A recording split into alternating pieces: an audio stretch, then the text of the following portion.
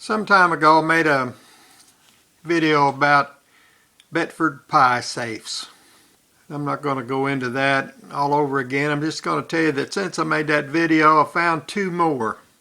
You need to go back and look at that video if you want to know what a Bedford pie safe is. But when I made that video, I had seen 3 Bedford pie safes. Now I have seen 5. Because like I said, I found 2 more of them. One of them I found in a home near me, and I stood right next to it and walked by it I don't know how many times before I ever even realized what I was looking at. Because at some point in its lifetime, the dear lady that owned it had taken it upon herself to improve upon it, and she'd taken the tins out of it and put glass in the doors, and she'd taken the pulls off of it and upgraded them with more modern looking pulls. And by modern, these were probably 1950s, 1960s vintage, somewhere in there. And she had done something else to it that was popular in the 1950s and maybe early 60s. She had antiqued it as a process by which people took things and tried to improve on them by using a combination of polyurethane varnish and paint and painting them. And I think this came from a look that was created by actual furniture manufacturers, where they had something called limed paint. A lot of the cabinet makers, Hoosier cabinet makers, and other people that made those little oak drop leaf tables with a peculiar looking chair that went with that kind of a set. They did something they called limed paint, and this is kind of an offshoot of that. And unfortunately for the furniture that people did that to, it decreased the value of them now by a great deal. So one of the Bedford pie safes that I found had that done to it, and when I realized I was looking at a Bedford pie safe, I tried to buy the thing, and I made an offer even, and I'm glad that the lady decided not to sell it to me, because I offered way more than it was worth considering the shape that it was in. But nevertheless, it's a Bedford pie safe, and I still would like to have it at some kind of a price that I thought would justify me restoring it to what it once was. The second one I found through a friend of mine. She found it actually. She recognized it because she had seen mine, and she had watched the video about Bedford pie safes, and she had heard me talk about Bedford pie safes. So she recognized this as a Bedford pie safe, and it is probably maybe the best one I've seen, because I think it is in its original condition. In other words, it's in a house that was built in 1875, and I think this pie safe was bought new from the man who actually built Bedford pie safes, and it was set down in this house that it's in today, and it hasn't left that house in that period of time. I'd say it's been sitting in that house for well over 100 years. And it's sitting there in all its radiant beauty, just like it, well, it's not just like it was when it was first built, because it's got that 130 or 40 years of patina and discoloration from nails and screws that comes with that length of time.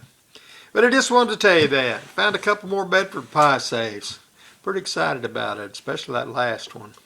It's not for sale, and even if it were for sale, I wouldn't be in line to buy it. So that's all I'm going to tell you about it. But man, I felt blessed to be able to see that thing sitting there in a house that was built in 1875, and look at the other things in that house, and realize that this pie safe's probably been sitting here ever since it was brand new. That's cool, and I really enjoyed it, and I really thank the people that owned it for allowing me to look at it. that experience caused me to go back and look at my video about Bedford pie safes. Watch it again. It's been a while since I'd watched it, and I want to see what I'd said before I talked about this pie safe. And so I went back and watched that.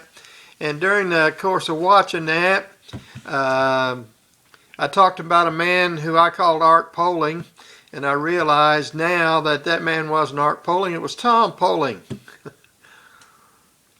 I don't know where I got Art in my mind, but when I was making that video, I called him Art Poling several times.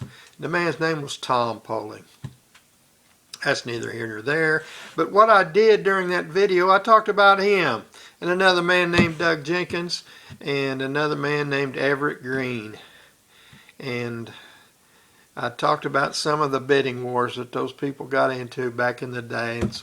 And I even talked about maybe one day I'd make a video about them. So today, I'm going to make that video. I'm going to just ramble on some about Ponytail, the Rooster, and Mr. Green. And I told you in that video, and I'll tell you again, my father-in-law used to go to auctions sometimes with me, and he enjoyed watching this trio and some others, and I'll mention some of them maybe today too, but especially this trio: Ponytail, the Rooster, and Mr. Green. And Ponytail was what he referred to, my father-in-law called Doug Jenkins. He didn't know what his name was, but Doug usually kept his hair in a ponytail. He still does that today some. And so Doug was a young man then. He's not nearly as young now. My father-in-law referred to him as Ponytail when he talked about him. And Tom Poling, my father-in-law referred to him as the Rooster. And he was like a banty rooster in his actions and his mannerisms and the way he strutted around and the way he carried himself. He was like a rooster. And so that was the nickname that my father-in-law gave him. And then the other man was Everett Green from Log Cabin Antiques in Mitchell. And I might mention while I'm talking about him that his wife was usually with him. She was a small woman. She worked like a dog and helped him and worried about him and fretted about him and was back and forth to their vehicle carrying stuff so that he wouldn't have to do it and he could stay there and bid on stuff. Mrs. Green. Those three. And I'm going to talk about a time period, and this was probably in the 1980s. Most of these stories would have been from 1980 to 1990, somewhere in there. Ponytail, the Rooster, and Mr. Green. And one of the most popular things then, and it was the thing that was popular with me too, I tried to own them, I tried to buy them, was what they call golden oak or turn of the century oak furniture. And this was like from the Sears and Roebuck catalog of the late 1800s to early 1900s, say maybe in about 1920 or possibly a little later than that. The golden oak era. And that stuff was really popular for a while, and for quite a while. And it got really expensive for a while, and quite a while. And these three people all were antique dealers. They all liked that stuff, or at least they all believed that they could make money buying and selling it. And when there was some of it available in an auction, they vigorously pursued it. And boy, I don't know, and I've talked about this. I'm going to mention another man. His name was Richard Day. And I'm going to mention him because he was an antique dealer. He bought an antique shop from a man named Holiday, and I don't know if that guy's the same guy that was affiliated with the Holiday Drive-In Theater just north of Orleans or not, but his name was Holiday, and he owned a big little sprawling building and had antiques in it there, going into Paoli, just maybe 2-3 blocks north of Paoli Square. That building's gone. I Couldn't even tell you what's there now. Some kind of little strip mall, I think. But Richard and his wife Margie, they bought that building and started their own antique shop. And they called it Yesterday's Antique. And I met them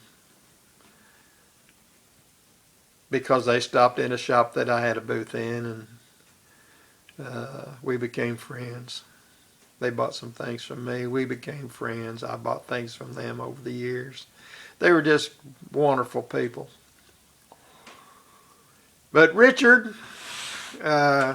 he didn't engage in these bidding wars, but he was always willing to pay more for things than I was. And I learned a lot from him. And he also was Tom Polling's brother-in-law. In other words, I think Margie, his wife, was Tom's sister. And so Richard was related to them, and he was well familiar with them too. Tom, by the way, had a son called Tim, and his daughter, I can't remember her name, maybe Susie. She liked to sell quilts, and she had a shop in Jasper, Indiana, where she sold old quilts. She was the same way as her dad when it come to a quilt. You couldn't buy a quilt if she was there to buy it. She was gonna leave with it. And Tim, I think he still has a place in Gentryville. And that place is so full of good old cherry and walnut things that you can't find anymore, that you can't even get through the place. And there's a jillion kind of other smalls and other kinds of furniture in that building too. It's just chock full. There's just a path through it. And there's things in it people haven't seen for years because it's buried behind other stuff. Tim Poling. It's his name. He also wore his hair in a ponytail, but his ponytail wasn't near as big as Doug's. I think those two are still alive. Of course, Doug's still alive. The rest of those people in these stories probably not alive. There was a lady from French Lick. Her name was Fern. And when she was there, she was like them. She'd get right in there, tooth and nail, steely-eyed, and it was hard to buy it as she wanted it. And she wasn't a combatant of these three always, but when she was there, she was apt to be. If it was something she came to buy, she stood right in there and stuck her jaw out and bid just like these three did. Digress. I started to say that I talked to Richard a lot. He was a mentor, like a mentor to me. And he and I had this discussion one time. Why do these guys pay what seems like 3 or 4 or 5 times our retail for some of the stuff that they buy? What are they doing when they lock heads like that and bid against one another until they couldn't possibly get their money back? It seems to me, or it seemed to Richard. And Richard said, I think it's just a tactic that they have, that they do that, and it's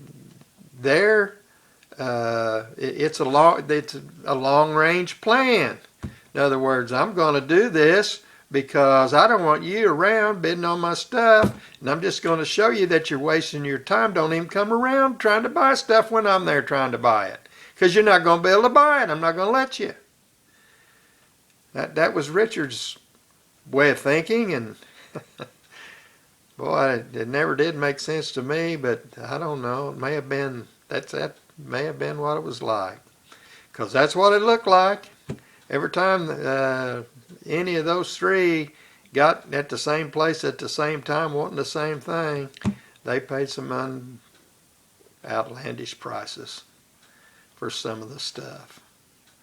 I remember one time there was I don't remember where this was. I think it was in Lawrence County, and it was on site at a farmhouse out in the country. It's full of old stuff.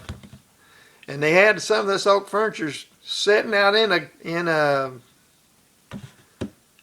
pasture, mowed pasture, like fescue, and they'd mowed it, and they had cars parked out there too, but the house and the yard overflowed, and they had a bunch of this bedroom furniture sitting out there in the pasture.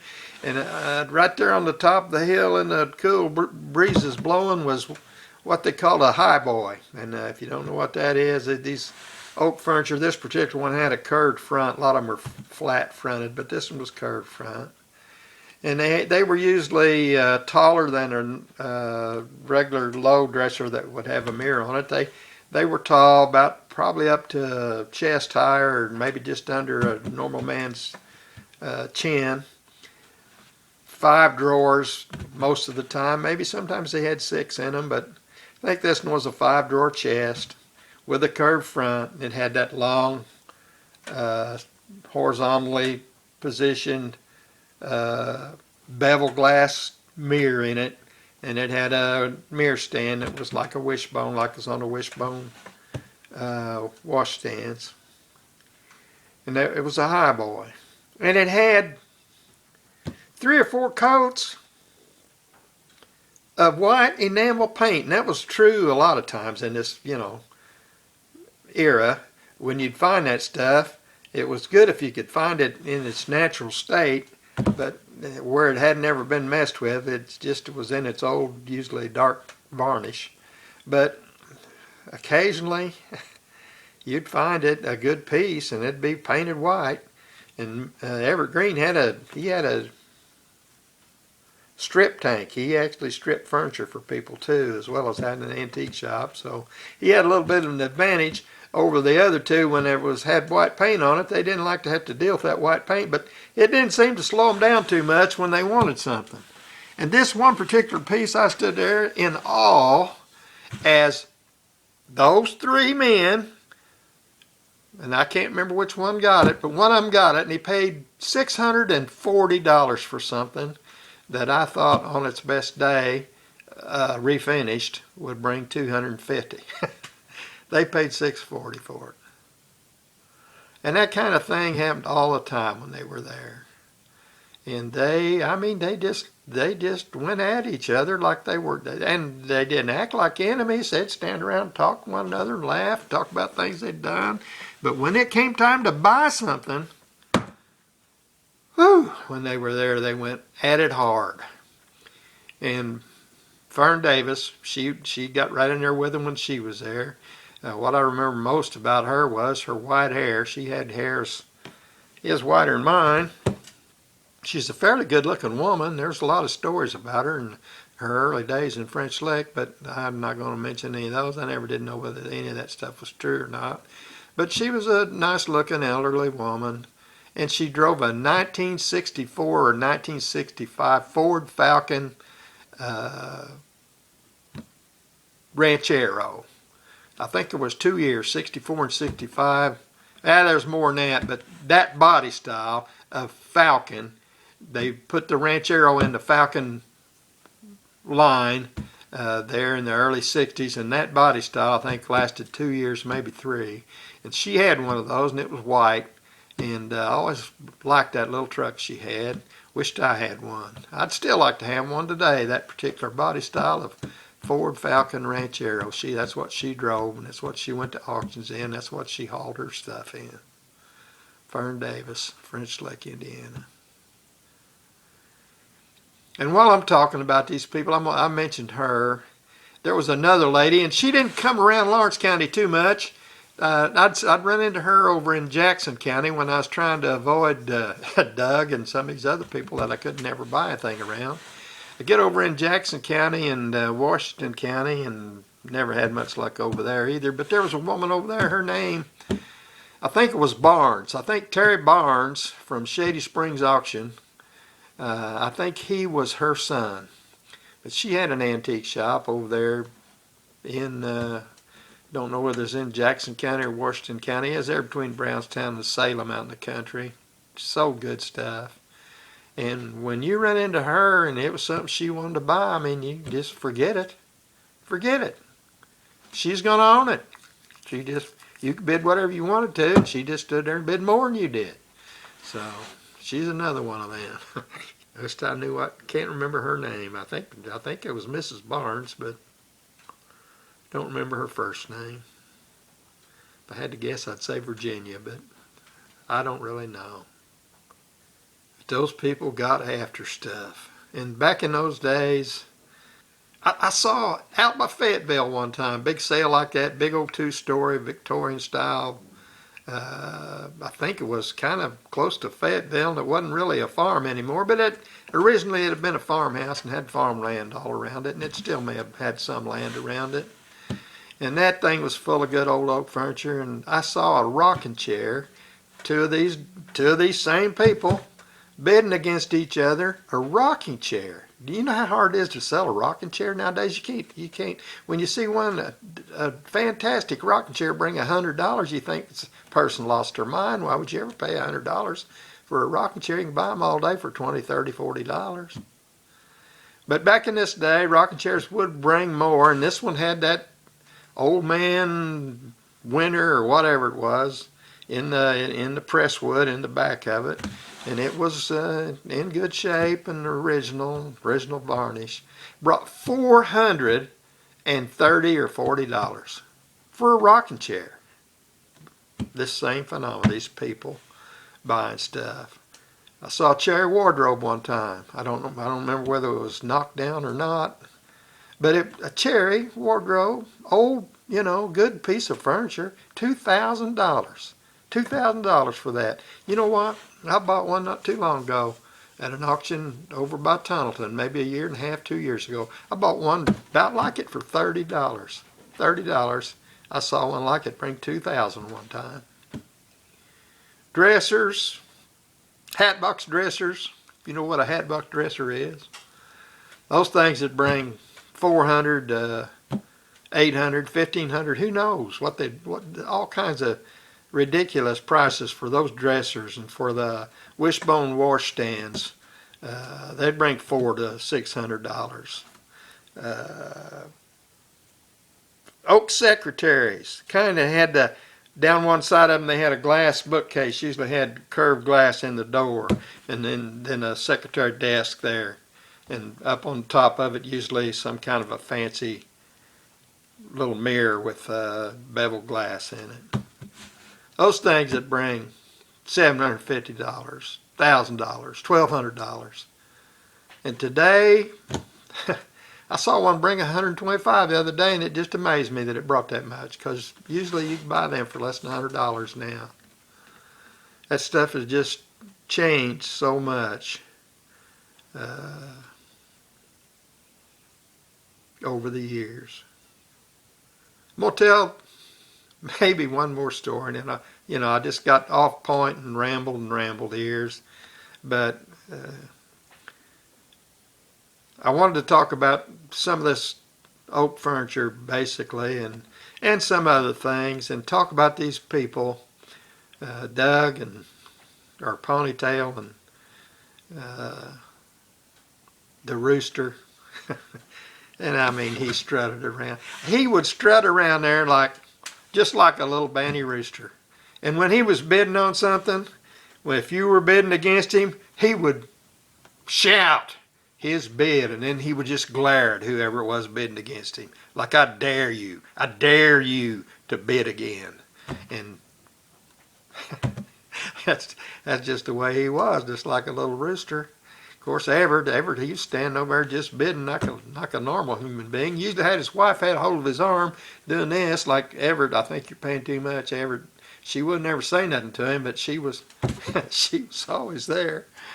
And then Doug, he was, and he still does this, he stands around and winks at the auctioneer, or has his hand like that and does that, something like, so that you don't know it's him bidding, but he's always done that. Gets back out of the way somewhere. Him, and I could go on about him for a long time. His wife Becky, he and his wife Becky and their family was the hardest working bunch of people I ever saw for years. You got to give them credit for what they've accomplished, what they did, how hard they worked. They covered lots of auctions. They had 2 children, Damon and Rachel.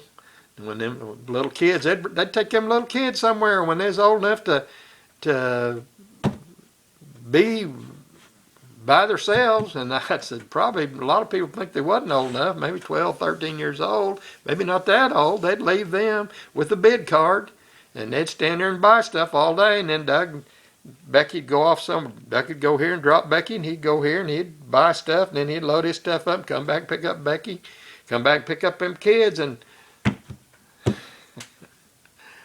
I digress again. I got off on something else. Started to tell you one more story, and it's about a Copenhagen snuff crock. If you don't know I should have brought one out here. I've got several of them in the house. In fact, I got the one I'm going to talk about here, but I don't know which one it is. But it's a little crock, little sandy colored crock, about that tall, maybe, I don't know, 8, 9 inches tall. It's got a top that comes in like a funnel, and then it kind of comes back out. It's kind of hourglass shaped. And usually around the base of it, on the outside or on the bottom of it, it says Copenhagen Tobacco or Copenhagen Snuff or Copenhagen Tobacco Company, something like that.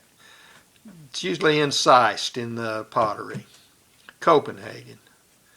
And there was a time when those things were, it's unbelievable what people pay for those things. And I always liked them, always wanted one, but never could buy one, couldn't afford to.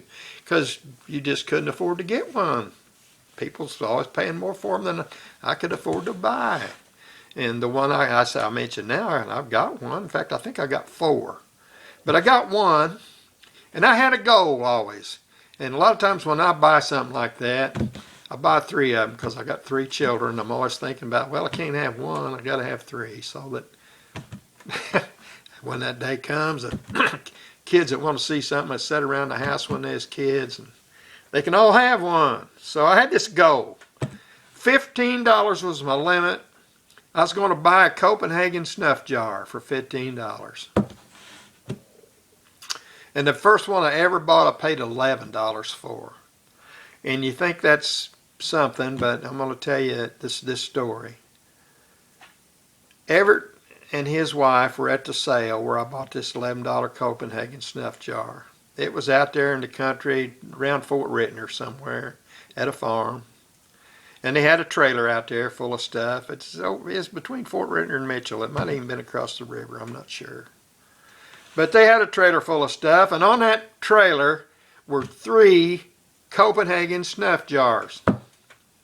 One of them was pretty severely cracked. I mean, it wasn't going to fall apart, but it had a crack in it from up on the lip clear down to the bottom, run through one side. The other 2 were good.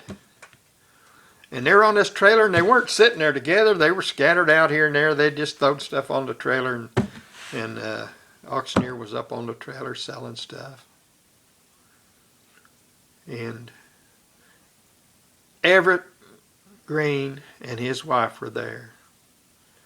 And so directly they held up one of them Copenhagen snuff jars. And Everett, he bought it. And I think he paid $65 for it. It was a price that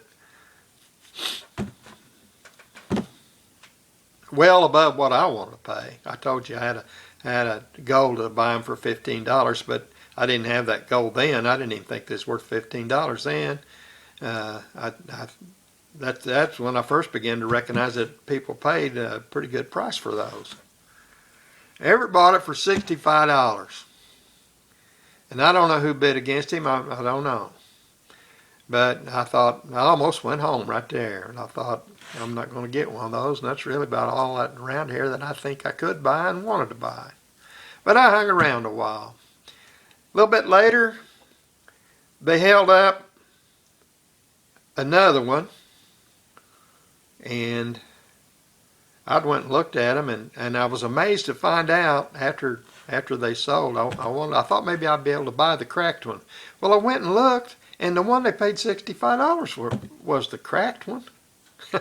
I don't know whether Everett knew it or not. Maybe the other guy did. That's why he only bid $65 on it. But anyway, here comes another one, and they're both good. They're holding up another one. Then I see who the other bidder was. A guy named Ned Pennington. I'm gonna make a video about Ned one of these days too, because there's a story about Ned that needs to be told, or has been told, and it needs to not be forgotten. But I'm not going to tell that story now. I'm just going to tell you the man's name was Ned Pennington. Ned was from Mitchell, Indiana. That's where he was raised and went to high school. But he'd moved off. His mother still lived in Mitchell, and he'd come back to Lawrence County occasionally to visit his mother. And when he was back, he a lot of times came when there was an auction down here that he wanted to go to. So he was at this auction. And he had an antique shop in Terre Haute, Indiana called the Square Nail. And he liked a lot of the same kind of stuff I did. And he was at this sale that day. And I don't know whether he's the guy that run the crack crock up to $65. But when they sold the next crock that I was wanting to buy, it brought $115.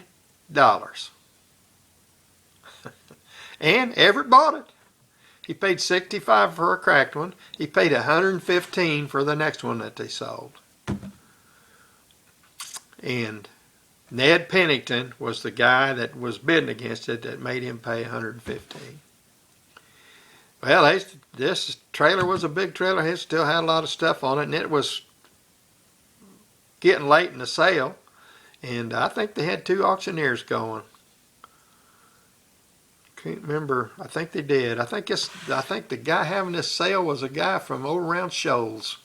I think maybe, I can't remember his name, but he was from around Shoals, and he had another guy that helped him a lot, and I think they was running two tables or 2 rings. One guy was selling stuff around the barn, and they'd already sold the good furniture that day right after noon, but it was getting late in the day.